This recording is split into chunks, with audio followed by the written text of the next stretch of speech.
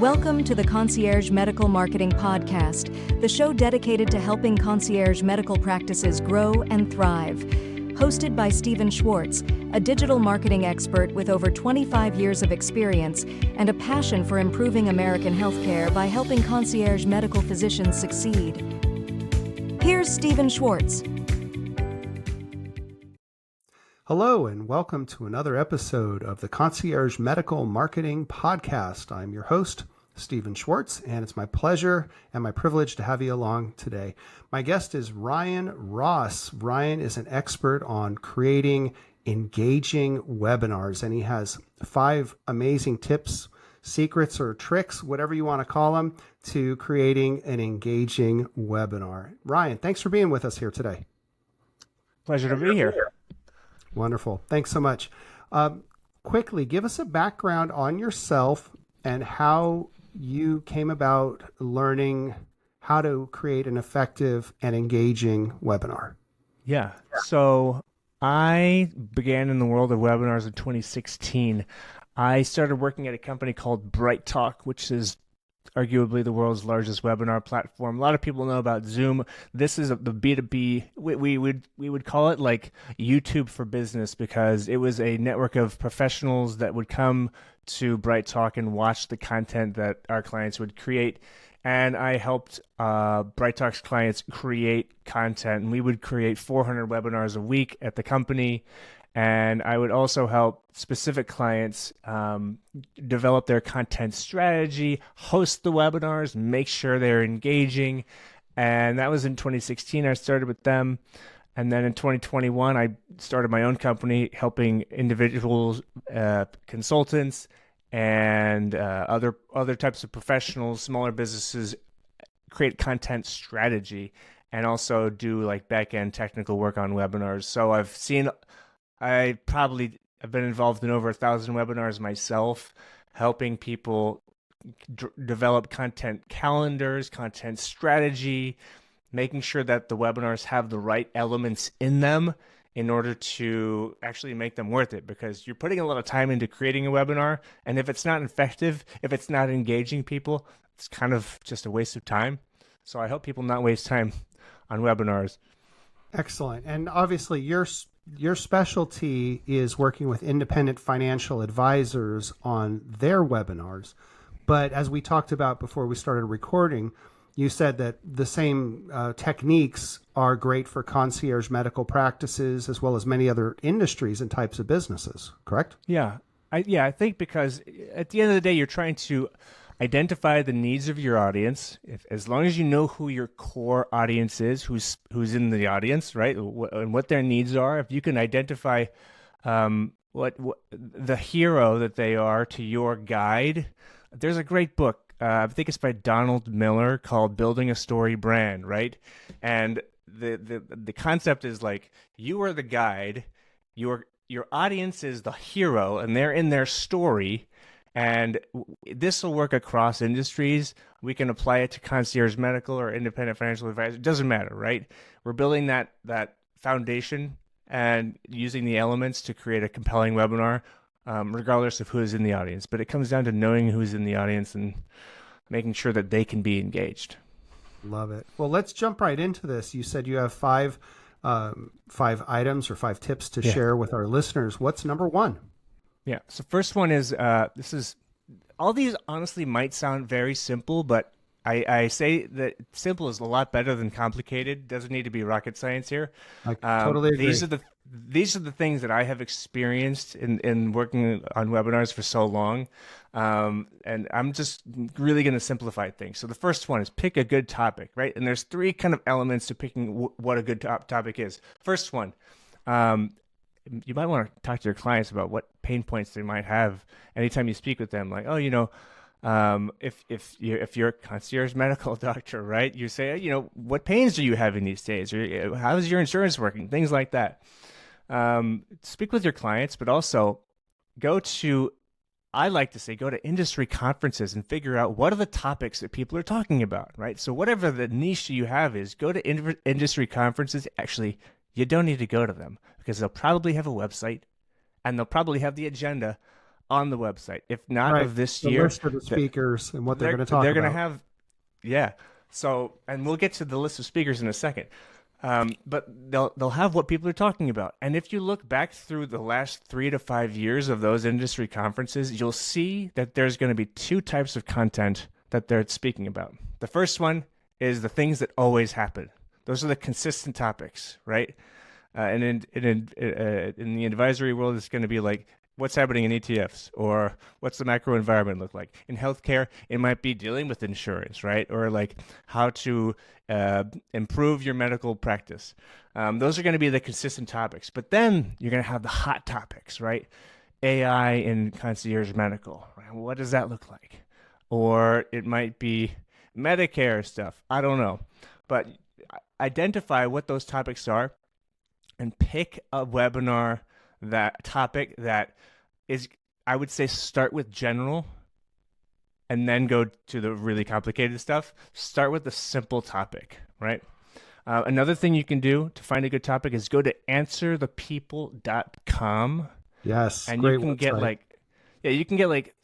you might be able to only do like 3 topics per day, 3 searches per day, but just type in like whatever your target market is, and it'll say like what people are asking about, and you can use that to guide the content. At the end of the day, you want to educate, you don't want to sell during the webinar. So like let people know, give people facts and let them decide for themselves. Don't use the webinar to sell. You can use an attachment at the end of the webinar to guide them to a link and sell, maybe sell them something. But use it as a chance to inform them on what's happening in the world. Agreed. So that's one. Pick a good topic. Love it. Should I go to the second one? Number 2. Go for it. Okay, number 2. Well, this is a continuation of number 1. Get speakers. Mm-hmm. It might be you only talking in the webinar, and I did this earlier today, right? This was me talking about mega trends in the industry, right? Big topic. But it might be a panel of people. And if you need to find more people to speak on the webinar, you could ask family or friends, maybe not family, or industry colleagues, Unless things they're like a that. concierge medical physician. Unless or yes, office yeah. staff, right? Unless they're a concierge medical, maybe you work with them, right? My pediatrician, she works. Her brother's like working with her. Many so that times, actually could work many well. times in the physicians I've worked with, the spouse is the person who works at the front desk and office manager. So Honestly, it's not as depending crazy on as you think. it could be a really good conversation, or it actually that might be a really good place to start. But if that's not the case for you, go to those industry websites, figure out like who's already speaking, or right, maybe who spoke last year. The people that might be speaking, they could be really enthusiastic to speak, and they'll be like, "Oh yeah, I'll definitely talk about the XYZ subject," and you can have a discussion there. They'll probably have panels on those industry conference websites and say, "Oh, 4 people are speaking. I'll invite all of them to." I did this all the time at Bright Talk. We would just say like, "Hey, do you want to talk about the topic that you were speaking about at the conference?" We'll just replicate that online, and it's fresh in their mind, so it makes sense. Or you could also look on Amazon, see who's written a book about what you want to talk about, and say, "Hey, you want to come on the webinar and talk about that?" And I want to incorporate that into my panel. So get speakers. If you're doing a panel, it's people you know or industry speakers from the events. I would not do more than 4 people outside of the moderator, right? So you don't want to have more than 5 people total on a webinar. It just gets so crowded. Right. I would say the more people you have, the more complex it is, the more chance of people speaking over each other. And typically the guests that you have on your webinar or your podcast have such a wealth of information to share. You don't want to have them sitting there and waiting for their turn to talk. So for me personally, I'd rather have just a one-on-one conversation like you and I are having today, as opposed to juggling 3 or 4 people and me. But that's a personal preference. Yeah, I wouldn't have, definitely not more than 4 people on the webinar total. So you and 3 guests maximum. That gives you enough time to kind of go around the round table, as it were. It gets so crowded in 60 minutes. So I would keep it small and manageable. So that's number 2. First one was pick a good topic. Second one is get speakers, maybe yourself, maybe a panel. All right. What's number 3? Third step is a platform A lot of times I did research on this, right? There's like 35 webinar platforms out there, right? And they all have that's so many. There's Zoom, Easy Webinar, Demio, GetResponse. There's a huge list. Adobe has something. There's Microsoft Teams. There's Hublio. BrightTalk is one on 24.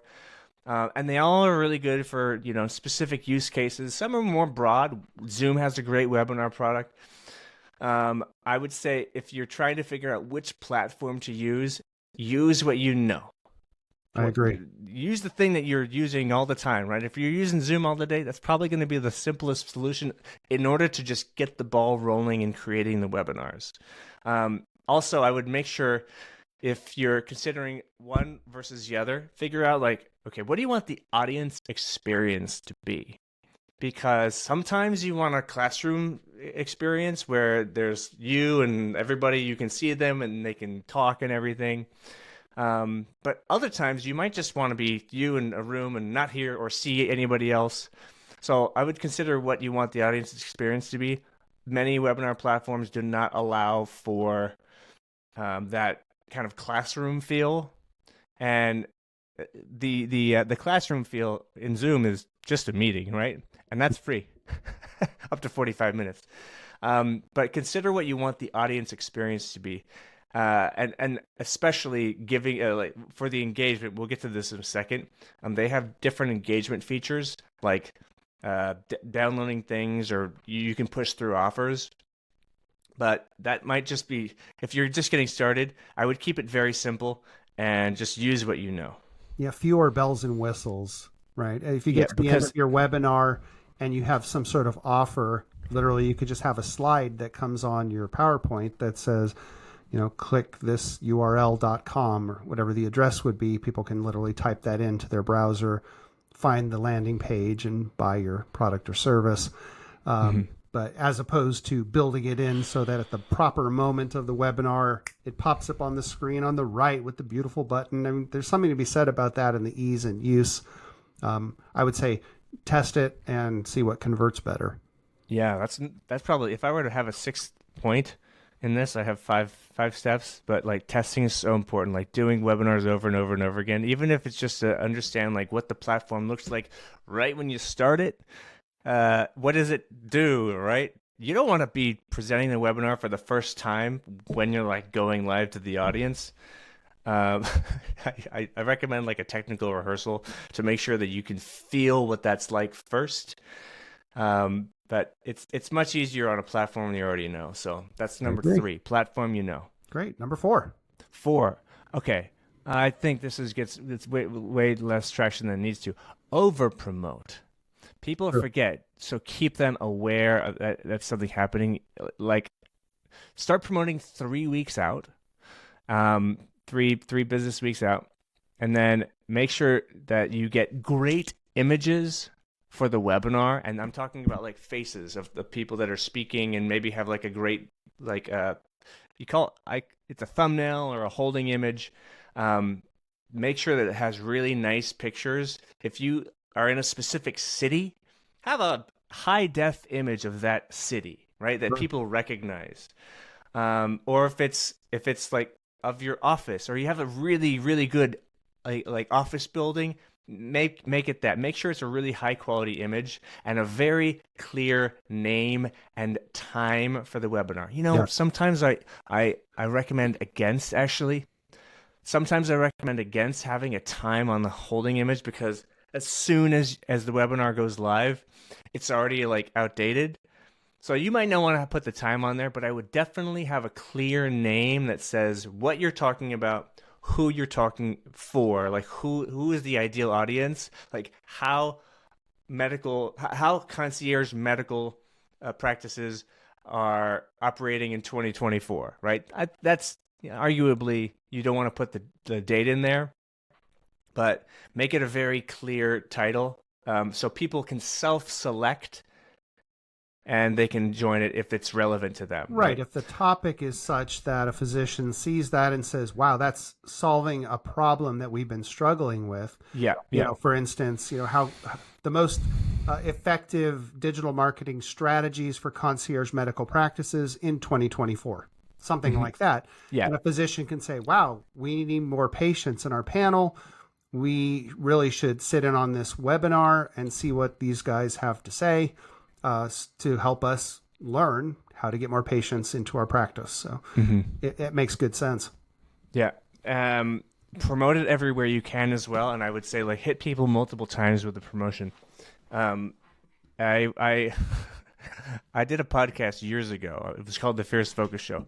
And I remember I had a great Instagram channel. I had like 10,000 people that had like signed up for my Instagram channel. I was pretty proud of that. And so I went to I was living in New York City, and the end of this happened. I did everything wrong, but I approached the guy that opened up the Cadillac House, which was a really cool like coffee shop lounge. And I'm like, hey, you just opened this place up. Do you want to host a live podcast recording here? I'll interview you, and we can get people here. It was a great event space. So he's like, yeah, let's do that. So I promoted it, and I promoted it once because I'm like, I got 10,000 people. It's going to be sold out. Mm-hmm. And see where this one's going. 3 people showed up, right? Nobody showed up because I didn't keep reminding people. People are scrolling through, they're clicking through, they're getting emails so many times, but you got to keep reminding them, keep showing them why they should show up. And yeah, I think so many webinars have gone poorly because they were not promoted correctly. Mine included in some cases. Like anything, you do things, you try, you fail, you scrape your knees, you get up, you fall forward. Yeah. Sometimes you fall backwards, but you learn and you do better next time. Yeah. And that's marketing. I mean, that's life, right? Yeah. This is the whole thing, right? So over promote. Don't be worried that you're going to be annoying people, because people get annoyed for a lot of different reasons. It might just be you coming across their scope. And then the final thing on this over promotion thing is only give one place to sign up. Oh. Don't have multiple places, because then you're going to be like, oh, did they sign up through this? It's tough with attribution of like, where did people come from? But it also is like, if you have to update something on the landing page for whatever reason, you might forget to do it on the other place, and that's just like a drag on your time. So I would only have one place to sign up, and it's a lot easier to keep it simple. Love it. So over promote. That's number 4. Promote. Okay. So number 5. 5 is okay. This is all about creating an engaging webinar, and I think that people they think their personalities will be engaging enough to keep it engaging, or like the facts they have, which is possible. But I think like if you give people something to engage with, they're much more likely to engage. So many webinar platforms, they offer you the ability to do polling, which is wonderful, right? Use the polls. They're underused all the time. It doesn't always need to be an official poll, right? Polls do help you enrich your audience data. So questions you would ask in a sales conversation are great to have in a webinar poll in order to like qualify a prospect, right? So if you want to ask them like, what's your insurance, or have you had any medical ailments in the past, things like that, that's great to know. But also it can just be like, what city are you in, or like what's your favorite type of pizza? I don't know. These can be like gentle suggestions, or like benign questions, but they give people something to engage with, and they become more invested in whatever the content is, because they're like, oh, I've had a choice to like inform the content of this webinar, which is really empowering for people. So use polls if at all possible. I would say if you're going to do a series as well, use the same polls, or at least some of the same polls, so then you have some longitudinal data that you can refer back to when somebody's, when you're analyzing the tendencies of your audience. So polls are a really good idea. A PDF handout. If you're using a deck for whatever reason, everybody always asks to view the deck later on. Of course. It's like, will this be available? You got to make it available. And that's a great way for you to put links to your website into the hands of people that are in your audience. Here's another one that I only learned recently, and it's a genius idea. A workbook with fill-in-the-blank sentences is a great way to get people engaged, right? Like, if we were doing a workbook about this, I would have a bullet point that said, a blank is a great way to get people engaged in the webinar. And you fill in the blank, right? I did this with the webinar earlier, and it's not like it's not the like. It doesn't need to be the fanciest of workbooks, but like giving people something to like work on, they feel accomplished afterwards, and they'll be like, "Wow, this person was really thoughtful." It doesn't take that long to make. You can make it in Canva, but it also lets you have a chance to say like, "These are the speakers, right? These are the topics. These are our upcoming webinars." So it's a takeaway. Love it. I was going to say is if you want to make a document like that and send it to me, I'll take that document, the PDF, and put it on the webpage on conciergemd.marketing on the blog so that people can watch this video. And again, I'm not asking you to do it because I don't want to give you more work, but if you want to make a PDF workbook, send it to me. I will put it on our website. Yeah, I can do that. Happy to do it. Cool. So can you recap our top 5 techniques? Well, I'm almost finished with the engaging ones. Oh, I thought you were done. Go for it. That's okay. No, Please. The last one is links to your LinkedIn or your website, right? Put those in the attachments, and you can, if you're using Zoom, you can just put that into the chat. But the core thing is to make it engaging, give people something to engage with. Workbook, polls, links to your LinkedIn, or just ask them to like type in the chat something. It gets them invested in whatever the webinar is. So, and if you have a private Facebook group where people who have participated in your webinars can now have access to this free group, click this link, they go, they request or whatever, they get granted permission in the group. And that could be another place where you can essentially start building your list of know, like, and trust, give free content in there. And as people really, grab onto what you're offering, then you can make an offer from time to time in your group. Mm-hmm. Right? I also have some operational tips. Oh, bring it. Some bonuses. Bonus tips. So Go for those are kind of like the theory of webinars. These are just the operational tips to think about, like housekeeping. I would hold it on a Tuesday, Wednesday, or Thursday, 11 a.m. or 2 p.m. That's just when most people watch webinars. If it's like individuals rather than businesses, you can arguably hold it later in the day. But for those, you probably just want something on demand so people can watch it whenever they want to watch it, because consumers like on-demand stuff now. We talked about promoting it 3 weeks out. That still stands. One thing I touched upon is always doing a technical rehearsal. And I usually do those 1 week out at the same time for a weird reason, which is the sun has an effect on how much light is in whatever room somebody is in. Sure. And if you're doing it after the sunset, it makes it harder to know what the sun's going to look like. So do it at the same time if you can. And for the technical rehearsal, you're just going to make sure, especially if this is a panel, you're going to make sure that everybody knows what you're going to be talking about during the webinar. You want to make sure the deck is either finished or in the works, and people know the next steps on what to do with the deck. Only send 2 to 3 slides, and then you can make sure that you know what it feels like when you start the webinar. So if you're using Zoom or really whatever platform this could work for, create a webinar, like a duplicate template webinar that you can just jump into and feel what that feels like when you're going to go live, because your heart's going to be beating a lot probably, and you're going to want to do some like breathing exercises. So do a technical rehearsal to feel what that feels like at least once the week prior. So that's the third operational tip. I got a couple more. Oh, bring it. Good stuff.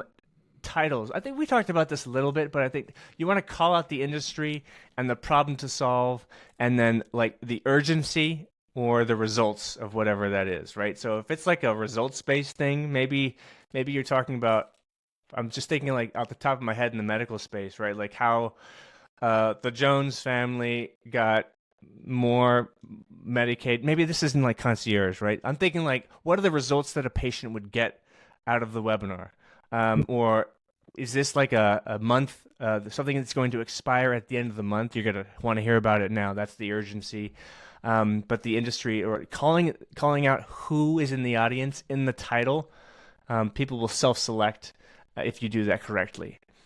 Here's another really good tip. Sure. If you're doing a panel and you're the host and there's a question that comes in, or if you've written the questions down beforehand and make it seem like a question came in, don't hope somebody has an answer to the question. Direct the question at a person. Say, Steve, question for you.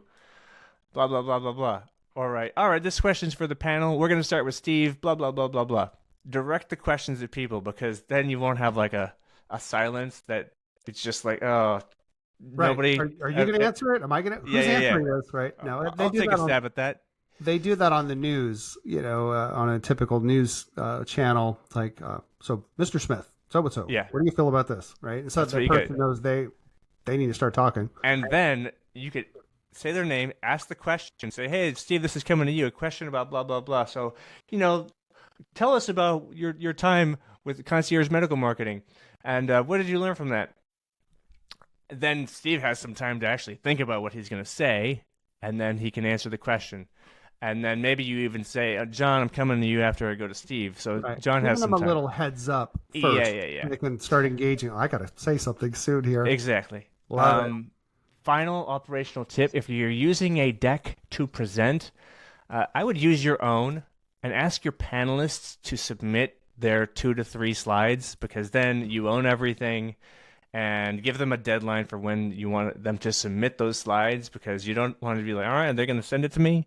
Give them a deadline, and if not, then they're just going to have to deal with it. But that way you can do it with your own formatting. I was going to say, you don't want to have to switch the desktop that's presenting slides or whatnot to, guest 2 or guest 3, but instead everything's on your computer as the host, and you have the magic button to advance to the next slide, even if Bob or Sally, whoever your guest speaking, it's their content. Let them speak, but you still present with the deck that's presenting from your primary speaker computer.